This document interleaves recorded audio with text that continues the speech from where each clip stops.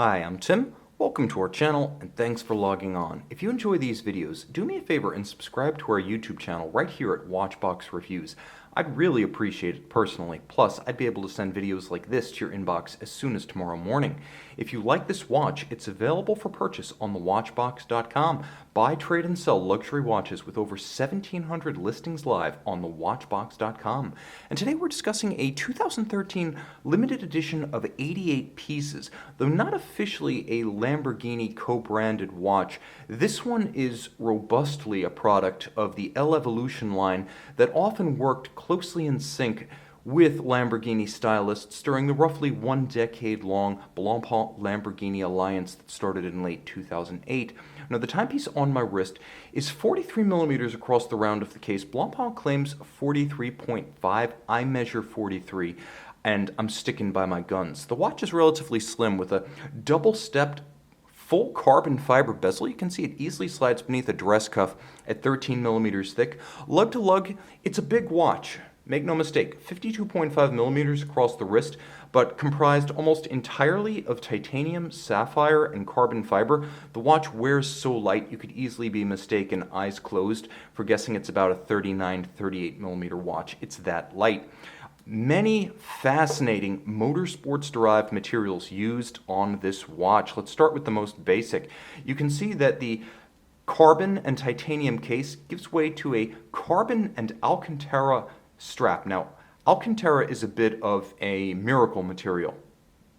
It has the texture and the pleasing, subtle feel of suede leather, but it has the durability to be used on contact points within a high-performance automobile, the steering wheel, the gear selector, also often used in the headliners as well as the trim of super premium automobiles. Alcantara itself actually costs more than suede leather, so it's considered to be high-level appointment here. With a contrasting stitch, you'll note that there's a polygon theme that's recurring throughout this watch. You'll even note that the reduction wheel of the winding system gets in on the act, and this is all a homage to Lamborghini design in the modern era. This is not one of the Lamborghini branded watches, but it's very much in that design vein. You'll also note on the underside you get a rubberized inlay that helps to isolate the Alcantara from the heat, the moisture, the sweat of the wrist for even longer wearing durability. And yes, that is true inlaid carbon fiber atop the strap.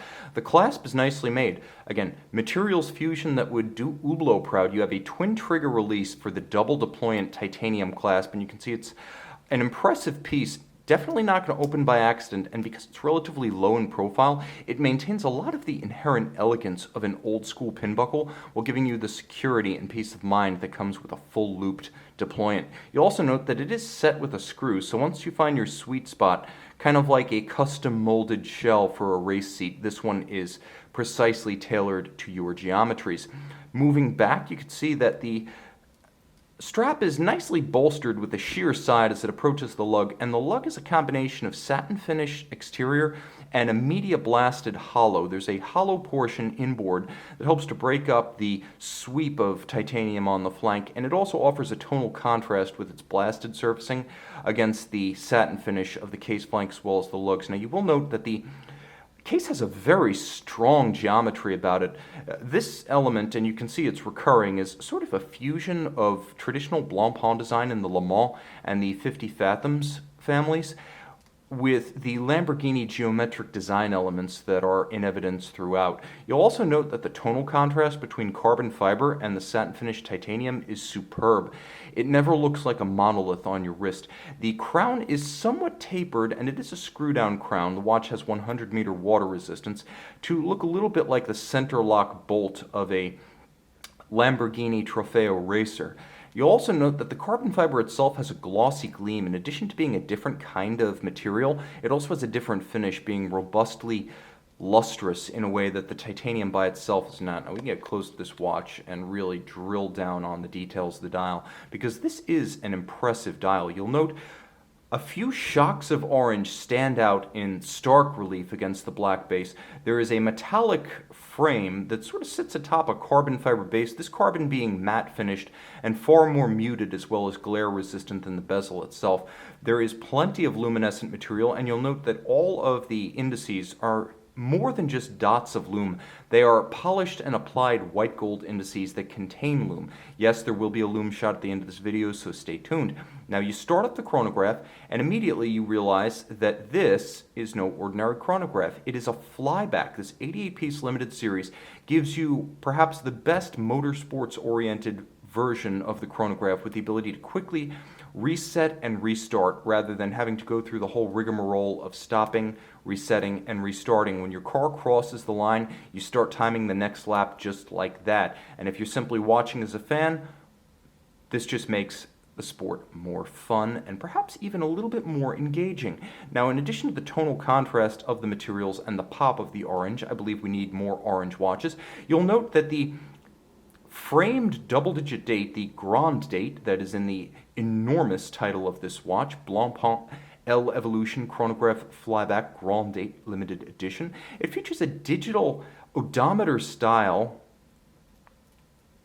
font. Let's get that chronograph seconds hand out of the way, but it has a wonderful odometer style font to it that provides a great piece of theater, especially when it rolls over. There is a quick set for the date. There is not a hacking seconds function. However, you don't necessarily need constant seconds on the dial.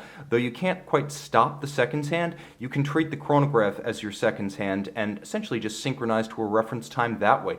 Ignore the chronograph, just leave it running. Once you've synced it up, hour and minute to a reference time, wait for the seconds to align, and then start the chronograph. And now you have center seconds that you can actually sync up, even though the F185 base of this movement isn't traditionally a hacking seconds movement, you can sort of fake it with the chronograph hand. Moreover, because it is a vertical clutch, and we should probably turn the watch over, it is a column wheel. You can see the column wheel right there. Vertical clutch movement, meaning there is no additional wear and tear or hazard to simply leaving the chronograph running. That's thanks to the vertical clutch. You can just leave it running full time. Now you'll also note that when the chronograph starts, there's no jump to the seconds hand, and that's again because of the vertical clutch, which uses no meshing gears and therefore has no inherent play as does a lateral clutch. The column wheel, if you listen closely,